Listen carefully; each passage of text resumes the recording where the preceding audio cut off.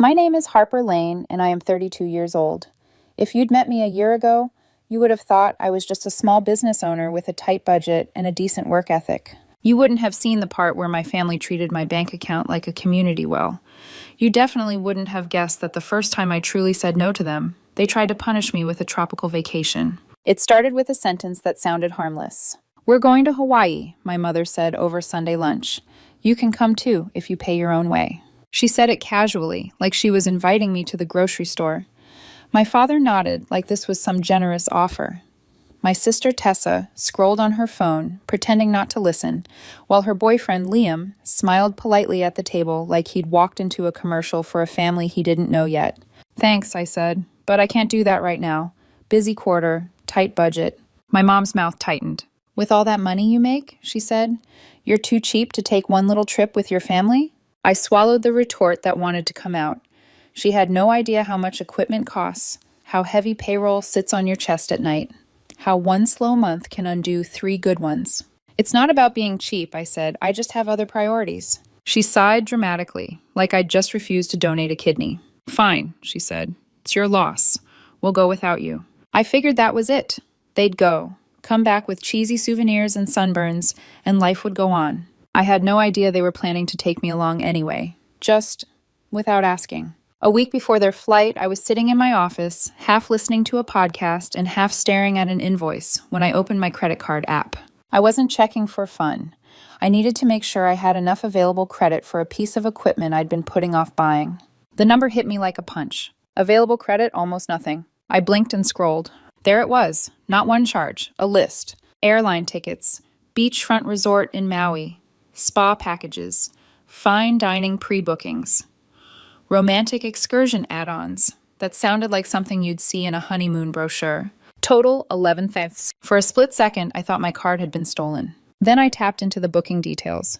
The reservation was under my name, my address, my email. I stared at the screen, feeling heat crawl up my neck. I called the resort. "Hi, this is Harper Lane," I said. "I think there's been a mistake. I'm seeing a reservation I didn't make." The woman on the line was cheerful, too cheerful. "Oh, Ms. Lane, the Hawaii booking? Yes. We have you and your party of 4 arriving on—" "Party of 4?" I cut in. "Yes. Your parents, your sister Tessa, and her boyfriend Liam. All confirmed." My hand tightened around the phone. "And how," I said carefully, "did you receive payment for that booking?" "On the card ending in—" She read off the last 4 digits of my business credit card, the one I'd only given my mother access to for emergencies. My stomach dropped. "Right," I said. "Thank you. I need to cancel that immediately." There was a pause. "You want to cancel the whole thing?" she asked. "You're within the window, but there may be—" "Yes," I said. "All of it, every part of it." She processed it. I hung up.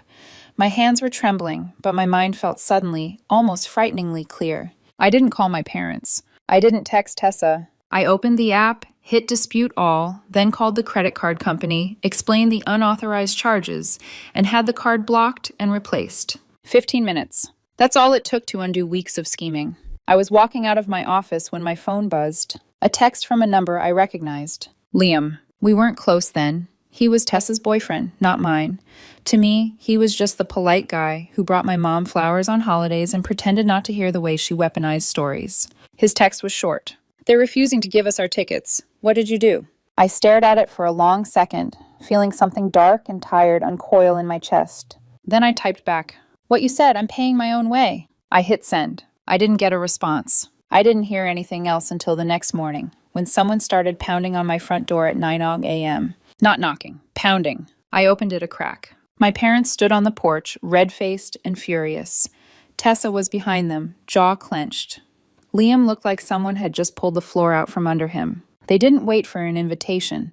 They pushed past me into the living room, the air filling with overlapping accusations.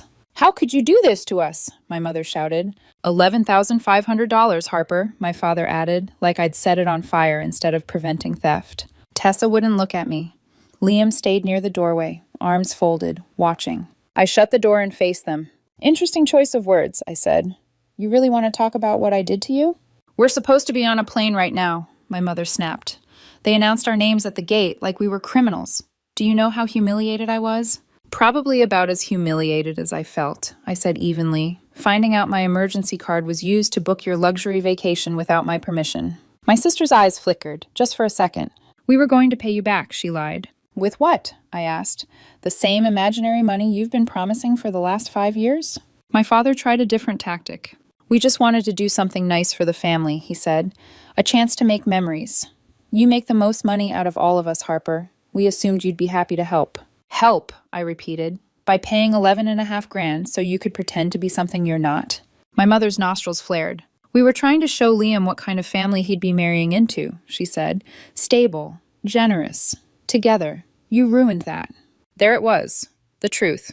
This wasn't a trip. It was a performance. They weren't just buying plane tickets, they were buying an illusion, with my credit. Slowly, I turned to look at Liam.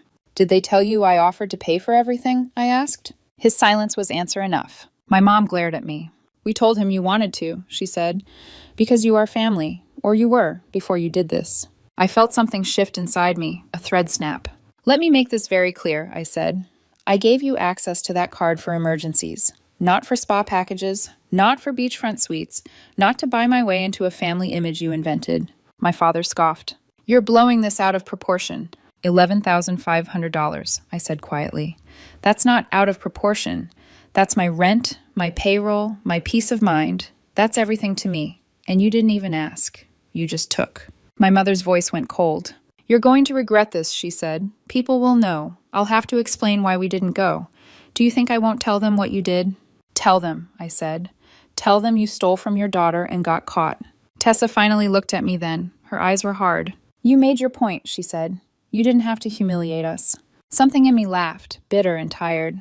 I just corrected a fraud charge, I said. The humiliation part was all you. They eventually ran out of words. They stormed out in a wave of slammed doors and muttered curses. Liam hesitated at the threshold, still looking at me like he was trying to solve a puzzle. Is it true? He asked quietly. About the card? Yes, I said, and that's just one page of the book. He held my gaze for a long moment. Okay, he said, I'll call you. Then he left. I stood in the silence of my living room, feeling the aftershocks settle. The trip was canceled, the charges were disputed, but something much bigger had broken, and I was done pretending I didn't notice. That night, I logged into my business systems. For the past year, my mother had been helping with admin work. Emails, billing, a few client follow-ups. I paid her $2,200 a month and gave her access to limited systems. It made her feel important, made my life a little easier, and I told myself it kept the peace. I stared at her username on the dashboard. Then I revoked her access. Every login, every email, every shared password. I changed it all. I notified my clients personally that I'd be handling everything moving forward. By morning, my voicemail was a graveyard of messages from my mother ranging from confused to furious. How could you do this? She sobbed in one.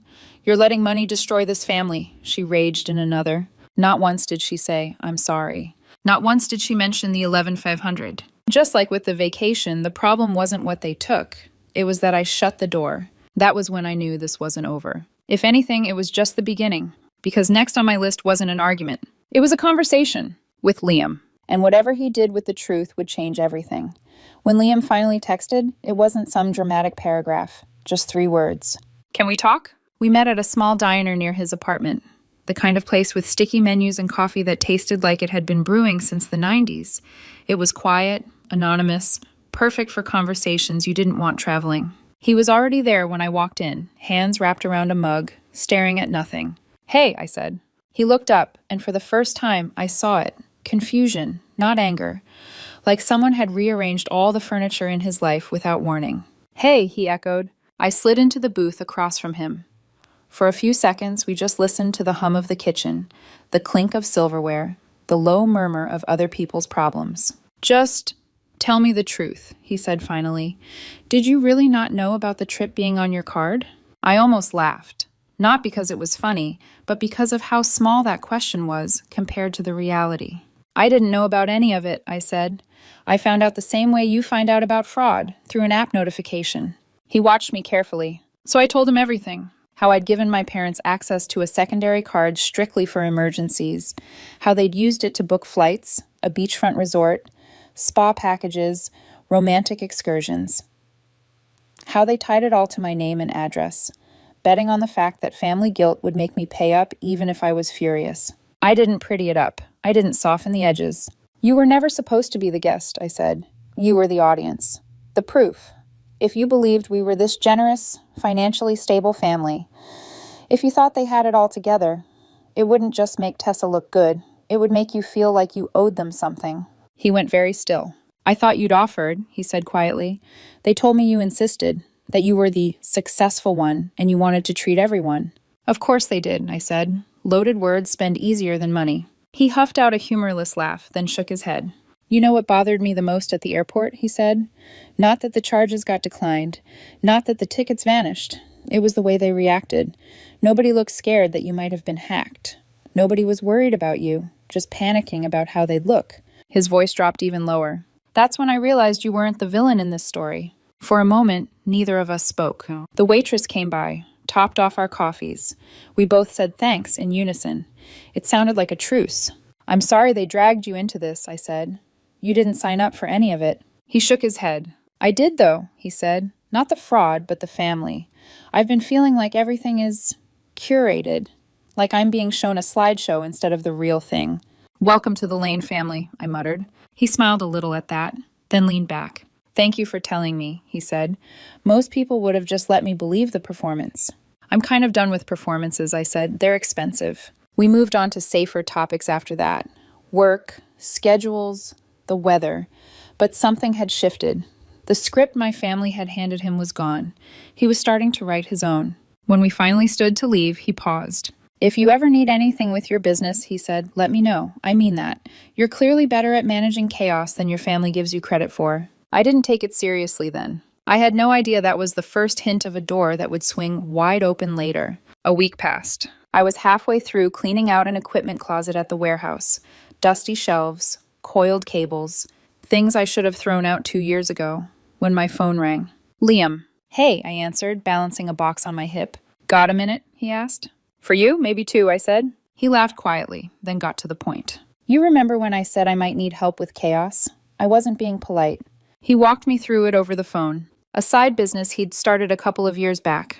Nothing flashy. Logistics, systems, some niche service that had taken off faster than he was ready for. Contracts were stacking up. Clients were calling. Money was coming in. But the back end? A mess. I can sell. I can build relationships, he said.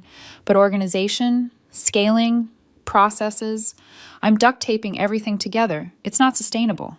And you think I'm duct tape? I asked. I think you're structural steel, he said. But we can start with duct tape. I leaned against a metal rack and closed my eyes for a second.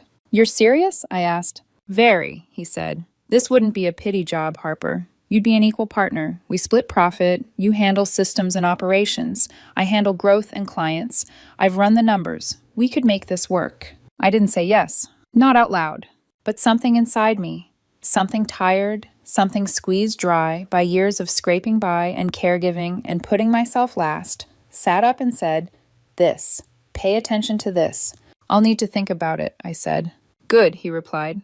I'd worry if you didn't. I'll send you the numbers. No pressure. He did. They were solid. Not a fantasy, not a trust me bro setup. Actual clients, actual projections, actual work. For the first time, I saw a path that wasn't me trying to keep my little business on life support while my family bled it dry. But before I could step into something new, I knew I had to finish ending something old. The warehouse lease was coming up in a few months. My equipment was aging, my energy was worse. So I made a decision. No dramatic posts, no big I'm rebranding announcements. I stopped taking new contracts, wrapped up existing projects, sold off equipment to people who still had the capacity to love this grind. When clients asked why, I just said I was shifting direction. It wasn't a lie. Even in that quiet, my family noticed. It started with an email from Tessa, carefully written, polished, like she'd drafted it with someone looking over her shoulder. She talked about how she respected my feelings and understood I was upset. Then she pivoted right into how stressed Mom had been, how Dad was barely eating, how the house felt cold and tense. We were just trying to do something nice for once, she wrote, and it blew up. I wish you could see it from our side. There was not a single mention of $11,500, not a word about the stolen card, just vibes and victimhood. I read it twice, closed it, didn't answer. The next email was shorter, sharper. You've made your point, she wrote. Now you're just being cruel. You embarrassed us in front of Liam. You humiliated our parents. If you think you can just walk away after everything they did for you, you're delusional." That line again. Everything they did for you, like food and shelter when I was a child, were loans with compounding interest. I left that one unread too. My mother called. I let it go to voicemail. 5 minutes of crying, then spinning, then anger. "You're breaking this family. You're letting money change you. You cut my access to the business accounts over a misunderstanding? A misunderstanding with a price tag bigger than my yearly rent." Next came my father. No tears, just rage. "I lost a consulting contract," he snapped in his voicemail. "Someone flagged my hours. You started this chain reaction when you made everything look suspicious. You made me look bad." It was like watching dominoes fall in slow motion. Nobody apologizing, everybody blaming. Then came the email that told me exactly how they saw me. All three of them, Mom, Dad, and Tessa, on the same thread, offering a solution. They would start paying me back for the vacation, $100 per month. At that rate, I'd see my money sometime mid-retirement. They wanted me to agree in writing, probably so they could turn around and say, "See, she accepted our terms." I replied with one word, "No." That's when the tone changed from manipulative to vicious. Tessa sent me a text dripping with venom. "You sabotaged my relationship. You poisoned Liam against me. You used him to get revenge on your own family. I hope you end up broke and alone. He's just using you anyway." It should have hurt more than it did. But underneath the anger, all I heard was fear. Because for the first time, someone outside the family had seen behind the curtain, and she couldn't spin it. I called Liam the next day. "Just so you know," I said, "whatever happens between you and Tessa, thank you. For listening, for being honest with me, for the opportunity." "I should be thanking you," he said. "You saved me a very expensive mistake." That evening, he broke up with her. The fallout was immediate. My phone lit up with calls, texts, voicemails, emails. My mother screamed about me ruining Tessa's future. My father said I was no longer part of the family. Tessa threw every insult she could reach, while calling me irrelevant in the same breath. They made it clear I was dead to them. What they didn't know was that I had already started building a life without them. The dispute on the $11,500 was moving through the bank. The partnership with Liam was becoming real. The numbers we'd projected weren't dreams. They were on track. For the first time in a long time, I felt oxygen. And then, just as I thought the story had found its shape, something unexpected arrived in my mailbox. A letter, handwritten, no return address. I recognized the handwriting immediately. David, Tessa's ex-husband. We hadn't spoken in years. My family had painted him as a villain after the divorce, disrespectful, unstable, unworthy. I had believed them because it was easier than asking questions. His letter was short. He said he'd heard a version of what happened from mutual acquaintances, that it didn't surprise him, that it was the same pattern he'd seen when he was married to my sister. Money appearing and disappearing, pressure disguised as expectation, loyalty measured in what you could pay for. He wrote that he was glad I'd gotten out, even if it was messy. And at the bottom, one strange sentence. "If you ever want something solid, give me a call. I might have a better seat for you at my table." I held the letter for a long time. Then I did what the old version of me never would have done. I dialed his number. When David answered the phone, his voice was exactly as I remembered it. Steady, low, a little guarded. The kind of voice that once seemed out of place in my family's loud, performative chaos. "Harper," he said, like he wasn't sure he'd heard right. "Yeah," I said, "I got your letter." A beat of quiet. "I wasn't sure whether to send it," he admitted, "but I figured if anyone understood what I went through with them, it would be you." "I didn't understand back then," I said honestly. "Not really. I'm sorry for that." "You don't need to apologize," he said. "You were on the inside. They're good at making the inside feel like truth." Those words hit harder than I expected. We made plans to meet for lunch the next day. Neutral place. Public. No expectations. I didn't tell Liam. I didn't tell anyone. It felt like I was stepping into the second half of a story I didn't realize had been waiting for me. David looked different in person. Confident. Calmer, like someone who had spent years rebuilding himself in peace, far from the gravitational pull of my family. He stood when I arrived and offered a handshake that turned into a warm, brief hug. "You look good," he said. "You too," I replied. We sat across from each other in the booth, and for the first time I saw past the villain my family had painted. He wasn't the unstable disaster they described. He was successful, settled, grounded. He waited until the waitress walked away before he leaned forward. "So," he said, "tell me what happened." And I did. The stolen vacation. The unauthorized charges, the airport fiasco, the screaming, the emails, the breakup with Liam, the fallout, the threats, the silence. David listened without interrupting, elbows on the table, brow furrowed in concentration. When I finished, he let out a slow breath. "It's the same playbook," he said. "Different decade, same script." I blinked. "You really think so?" "I know so," he said. "Your sister and your parents, they don't tolerate boundaries. They tolerate opportunities. There's a difference." I swallowed. "Then why didn't you say something?" I whispered. "Why didn't you warn me?" He gave a sad half smile. "Because when you're inside their world, any warning looks like bitterness, or jealousy, or revenge. You wouldn't have believed me."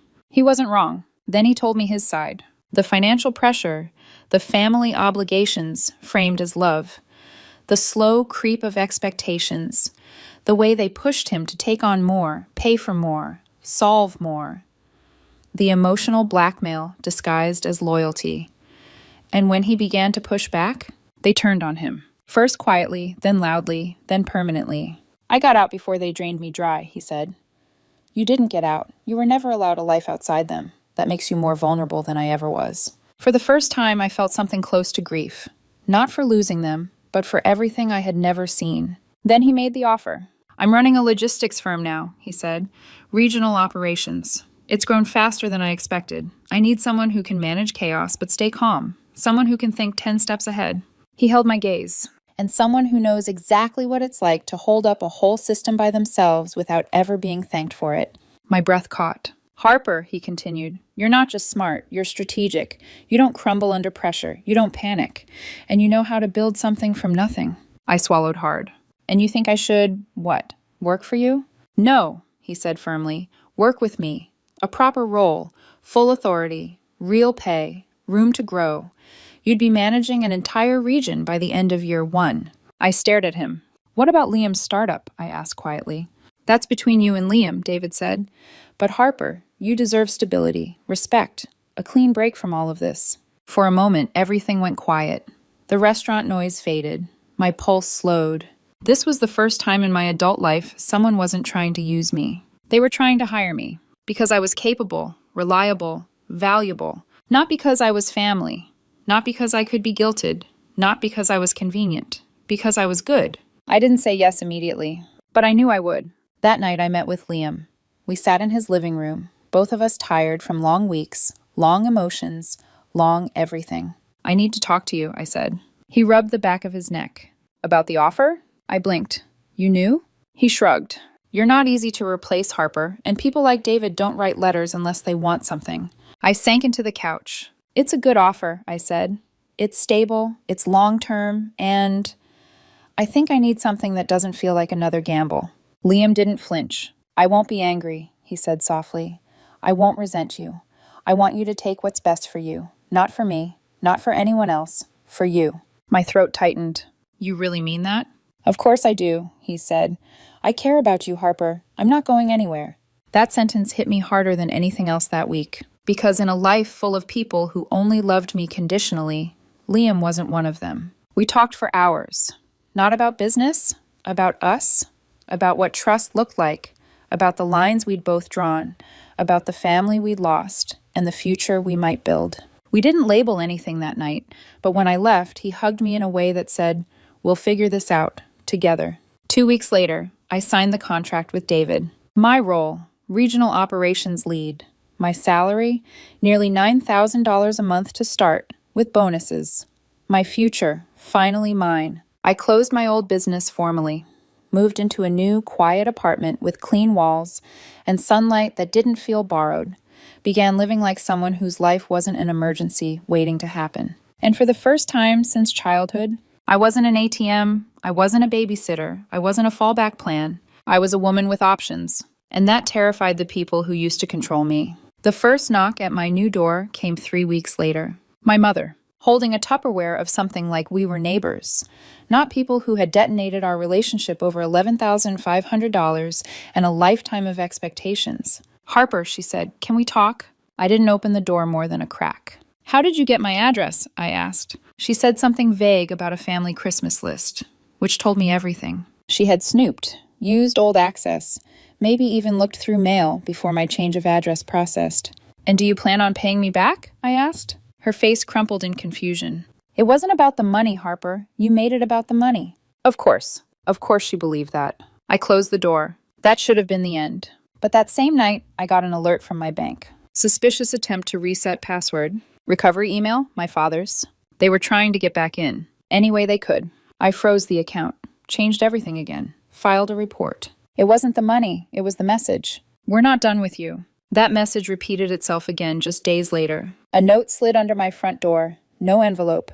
Just handwriting I recognized. "You don't get to erase your blood." My father this time. A warning, a threat, a promise. I sat on the edge of my couch, note trembling in my hand, heart pounding. This was no longer financial. This was personal. This was dangerous. And I knew exactly what I needed to do next.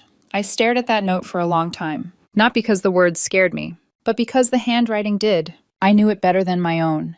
The sharp angles, the heavy pressure, the way my father wrote like every letter was a final verdict. "You don't get to erase your blood." He'd always believed that. That family was ownership, not connection, not love, ownership. I set the note down on my kitchen table, my pulse thrumming in my jaw.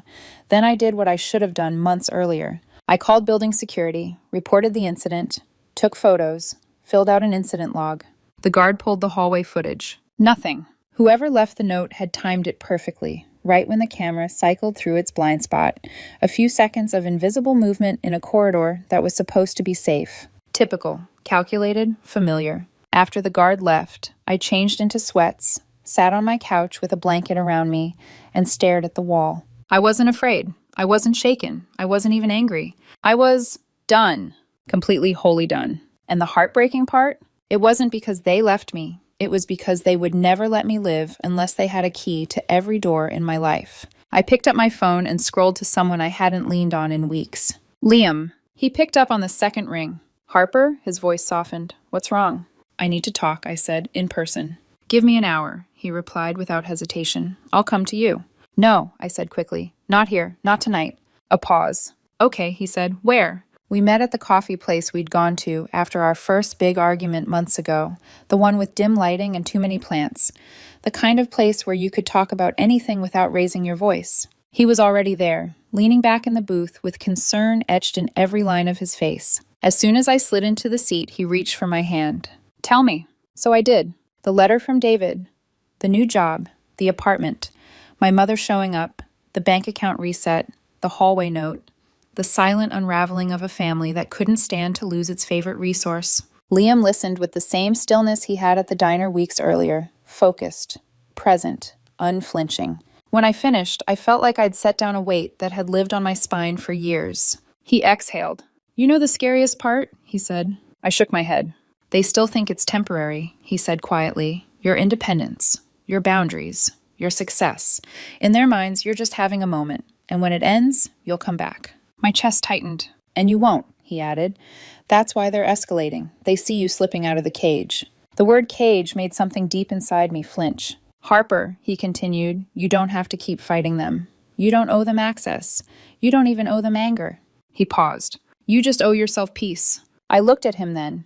Not at the man my sister tried to impress, not at the man my parents viewed as a potential financial lifeline, but at the man who saw me clearly. And I realized something that terrified me in a different way. I trusted him, fully, completely, and without planning it, my voice cracked as I whispered, "What do I do now?" He squeezed my hand. "You stop giving them ways in," he said simply. "Doors, passwords, emotions, guilt. You shut every one of them." The simplicity of it almost made me laugh. Because he was right. My family didn't need apology or argument. They needed a locked door. I went home that night and did something that felt strangely ceremonial. I sat at my new desk with a blank journal and wrote 2 lists. List 1, everything my family took from me. Money, time, energy, peace, confidence, sleep, opportunities, trust, space, boundaries, stability, safety. By the time I finished, the page looked like a crime scene. Then I turned to a fresh page and wrote the second list. List 2, everything I had since leaving them. Control, money I earned myself, a career that respected me, safety, peace, my own apartment, a future I could choose, people who didn't use me, Liam, myself. When I finished, I stared at the lists side by side. There was no comparison. No grief, no longing, just clarity. I didn't owe them closure. I owed myself distance. The next morning, I called a lawyer. I explained everything: the fraud, the unauthorized charges, the account resets, the uninvited visit, the hallway note, the history of manipulation and financial boundary violations. She didn't hesitate. This meets the threshold, she said. We'll draft cease and desist letters for each family member. They will be legally prohibited from contacting you directly or indirectly. My throat tightened. Will it escalate things? I asked. It will end them, she said. Because if they cross this line, it becomes criminal, and they know it. I nodded. Do it. And she did. The letters went out in certified envelopes the following week. One addressed to my mother, one to my father, one to Tessa, one to my brother, who, drunk or not, warned me when no one else had the courage. Each letter was simple, direct, unemotional. Any further form of contact, calls, texts, emails, visits, attempts to access accounts, would be met with immediate legal action. No threats, no drama, no emotional appeals, just consequences. I expected at least one explosion, one voicemail, one rant, one attempt to break through the new walls. But there was nothing. No calls, no emails, no knocks on my door. Just silence. The kind of silence that feels like snow on an empty street. The kind that feels like the end of a long, violent storm. The kind that feels like peace. The funny thing about endings is that you never feel them all at once. It hits you in pieces. When you wake up and realize you didn't flinch at the mailbox, when your phone buzzes and your heart doesn't race, when you cook dinner without wondering who might show up uninvited, when you sit on your couch and feel the quiet like a friend, not a threat, and when someone you care about, someone who once entered your life as chaos, ends up becoming the calm that carries you forward. Now, when people ask how I'm doing, I tell them the truth. I'm good. I'm free. I'm building. I'm loved. I'm no one's plan B. I didn't just walk away from my family. I walked toward myself. And I'm never going back.